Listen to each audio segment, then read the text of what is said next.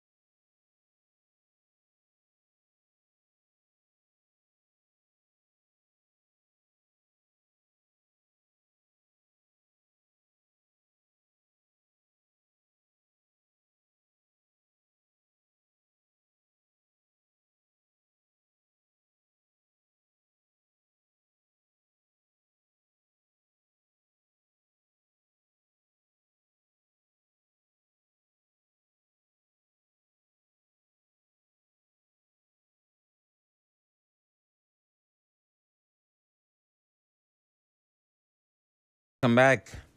We begin from home, where the spokesperson for the Obedient Movement in River State, Gogo Wellington, says the failure of Governor Siminalayi Fubara to constitute his full cabinet almost 2 months after the end of the emergency is a sign of a political stalemate. Mr. Wellington said this during an interview with our correspondent. He said it is now clear that the so-called peace agreement may be too difficult for certain persons to comply with. The truth is that there's an uneasy calm, and everybody can see that all is not well. Whatever arrangement I feel the governor himself was compelled into agreeing to is not watertight. Therefore, that's why it's more or less like there's a stalemate. It is clear that what was done in order to humble and force the governor's hand to dance to their tune. But the truth remains that not everything can be compromised. And it has come to the observation of the public that certain items on this their list of agreements will be too much for certain persons to give into. Mr. Wellington also spoke on why he thinks the River State House of Assembly has not been carrying out its functions almost 2 months after their suspension ended. They have gone cap in hand to serve the interest of their supposed master instead of serving the interest of those that have put them in office to represent their constituencies. It is clear that whatever decision they make in the House of Assembly is being directed by a certain individual. Hence, when this individual has also seen that things are not moving in his favor, he or she too would also be confused as to how to direct the State Assembly because their expectations are not being met as they thought out when they put the governor in that compromising position. That's why the State Assembly is also very quiet. He said until the main issues that led to the disagreement are made public, the state may continue to remain stagnant.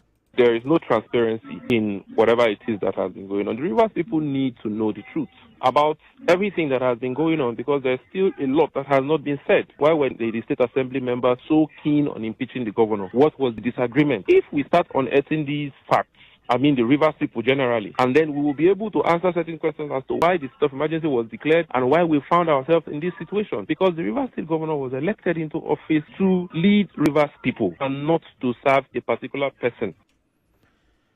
Now to politics, starting with the PDP convention, Justice Peter Lifu of the Federal High Court in Abuja has issued a final order stopping the People's Democratic Party from proceeding with its 2025 National Convention scheduled for Ibadan, Oyo State. Delivering judgment in a suit filed by former Jigawa State Governor Sule Lamido, Justice Lifu barred the PDP from proceeding with the convention until it complies with its constitution and guidelines on the convention. He ordered that the convention must be put on hold until Lamido is allowed to purchase a nomination form for the office of national chairman. The latest court order comes as preparations for the convention intensifies in Ibadan, the Oyo State capital. The PDP National Convention is scheduled to be held between November 15 and 16. As you may know, there have been conflicting judgments about the 2025 elective National Convention of the PDP. Last week, an Oyo State High Court instructed the party and its acting national chairman, Umar Damagum, to continue with plans about the convention. Some days later, a High Court in Abuja halted the PDP from conducting the event. It also requested the Independent National Electoral Commission not to supervise the convention or recognize it. Meanwhile, the Oyo State Police Command says it has tightened security ahead of the PDP National Convention. In a statement shared on X on Friday, Command spokesperson CSP Osifeso Adewale said they are ramping up security measures to guarantee a safe and peaceful event.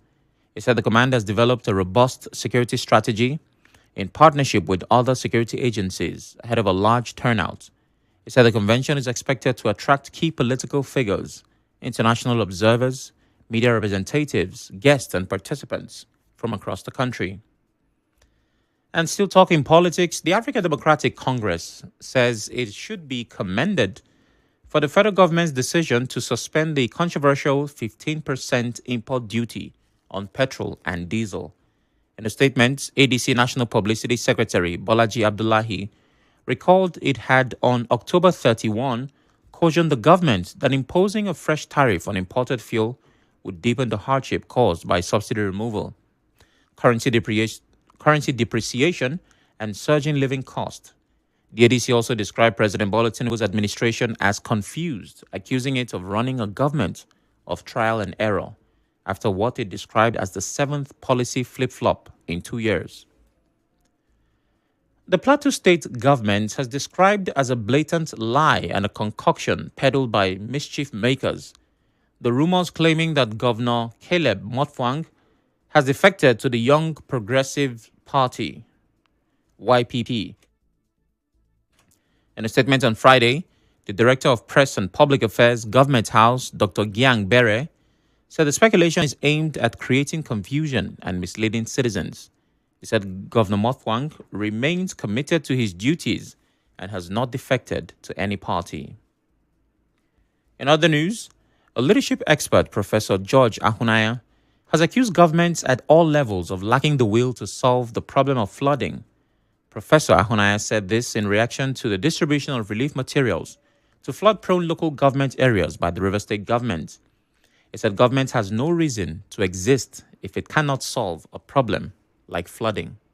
This annual song of helplessness is unequivocally a sign of proactivity on the side of government.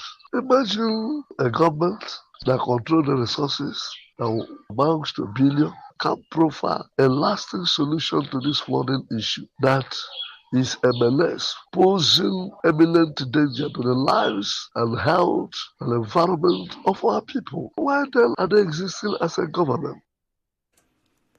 Professor Ahunaya said the annual distribution of relief items is a waste of resources.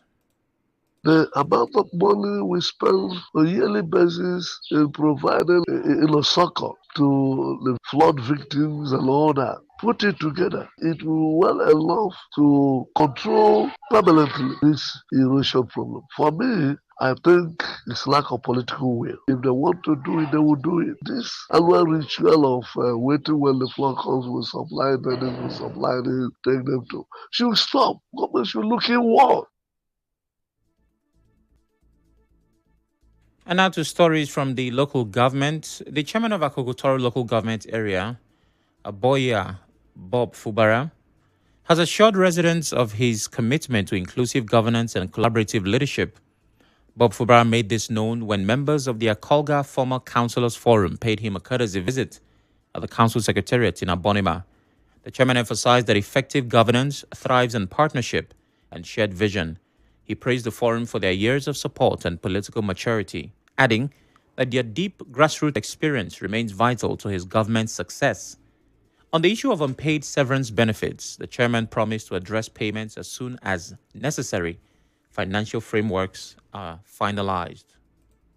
To prove that no other person can understand politics more than former councillor. The assurance I want to give you is I will never, for any reason, let this room down. Not to leave it for me alone. Because if you leave it for me, I may not get it the way you want me to get. But if you see it as a business, we all need to partner, we will succeed. So that next time when we come out to tell our people that former councillors can do it better, they will listen to us and give us further opportunity for some other person to also take over. The firm's chairman, Benibo Granville, described Bob Fubara's emergence as divinely ordained, saying he is the Moses of our time. He assured the chairman of the group's total support while commending his early efforts to integrate former councillors into governance. In the history of agricultural politics, that a former councillor has emerged as the executive chairman, to us, we are overwhelmed that when men have lost hope, that is when God Almighty proves himself. You are the type of Moses God raised to deliver his people. The type of David God used to silence every opposition. And according to a literature book, this is our chance. Indeed, it is our chance. A correspondent reports that the chairman of Agricultural Local Government Area, Aboya Bob Fubara, also reaffirmed his administration's commitment to inclusive governance and broad-based community engagement. He gave the assurance when members of the class of 1996 of Abonima Girls Secondary School, AGSS, and Nyemoni Grammar School, NGS, paid him a courtesy visit at the council secretariat. He expressed appreciation for their solidarity and encouraged them to take active part in community development initiatives, particularly charged them to mobilize citizens for improved participation in the ongoing continuous voter registration (CVR) exercise. We'll take a break. When we return, we tell you what experts are saying as the world marks Diabetes Day. Stay tuned.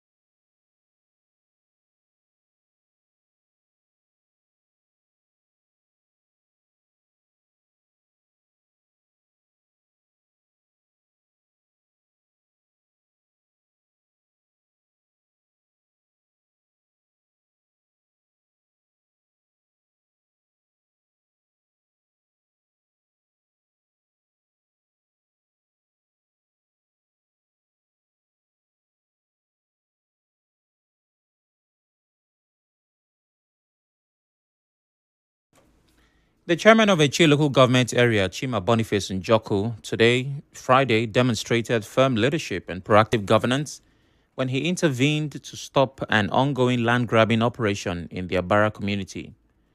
The chairman was alerted through timely information from the chairman of the Anti-Land Grabbing Committee, Ima Nwobilo, who reported that a caterpillar was grading land in the community without authorization.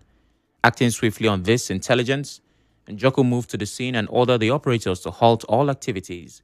He stressed that no individual or group has the right to forcefully take over or alter any land belonging to families, communities, or the council without due process. He reaffirmed his administration's zero-tolerance posture towards land grabbing, warning that the council will not hesitate to prosecute defaulters.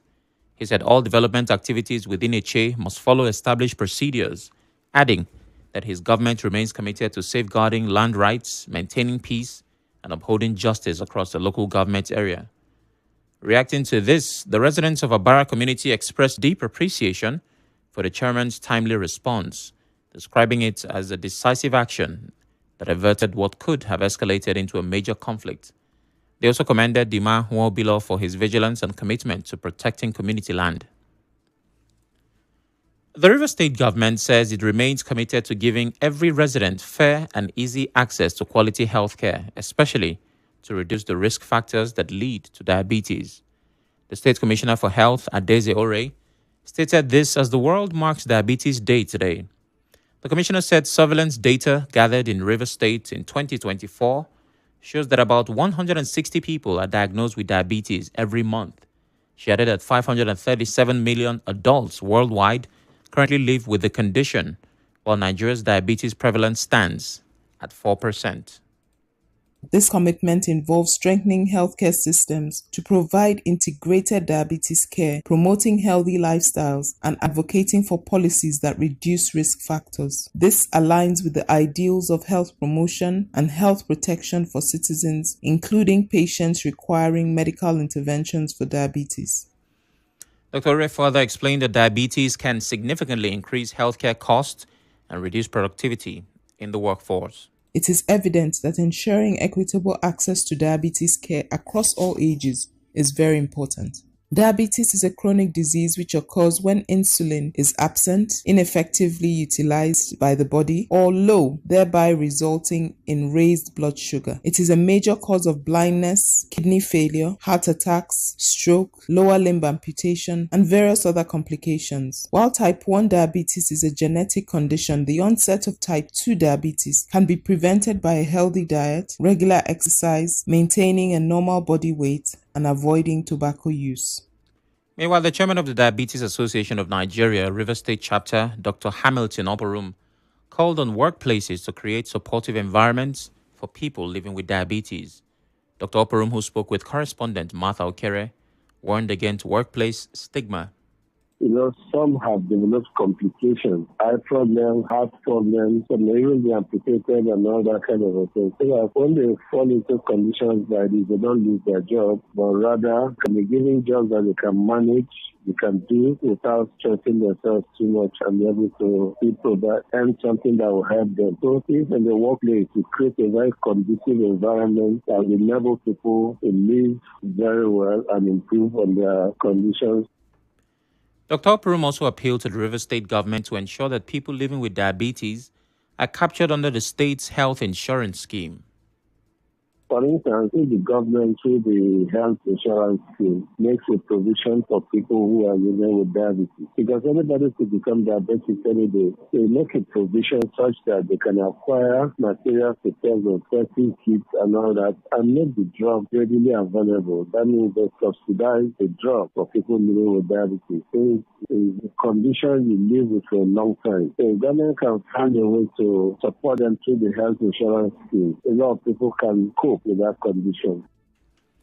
Also, resident doctor at the River State University Teaching Hospital, Godwin Iche, called for regular check of blood sugar level. Dr. Iche also spoke on the need for exercise and proper dieting. Diabetes accounts for 4.2 million deaths every year. So it's a public health issue. So early detection is key. To seek the appropriate care is also key. Most people, they just go to the chemist to check their sugar level and then they go home. No, you need to see a doctor for a proper interpretation of the result. So that if you're in the stage of pre-diabetic, some lifestyle changes, you have to apply it. Then for those that are diabetic, early treatment is key. Diet and exercise is also key in managing this condition. If diabetes is managed properly, one can live to old age. The theme of this year's WHO World Diabetes Day, Diabetes Across Life Stages, recognizes that every person living with diabetes should have access to integrated care, supportive environments, and policies that promote health, dignity, and self-management.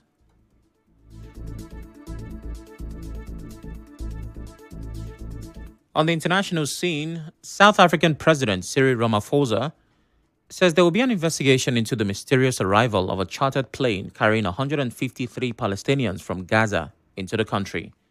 The group arrived at OR Tambo International Airport, but were initially refused entry and were stuck in the plane for more than 10 hours as they did not have the customary departure stamps in their passports.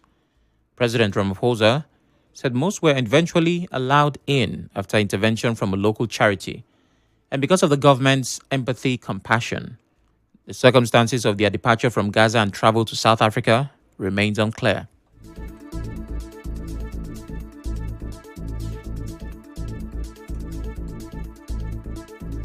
On the news this evening, you heard a stakeholder, Gogo Wellington, has spoken about the achievements of the River State government almost 2 months after the emergency rule. The Federal High Court has finally stopped the PDP from going ahead with its national convention. Expert George Ahunaya has criticized government's failure to solve flooding problems. Experts have reacted as the world marks Diabetes Day.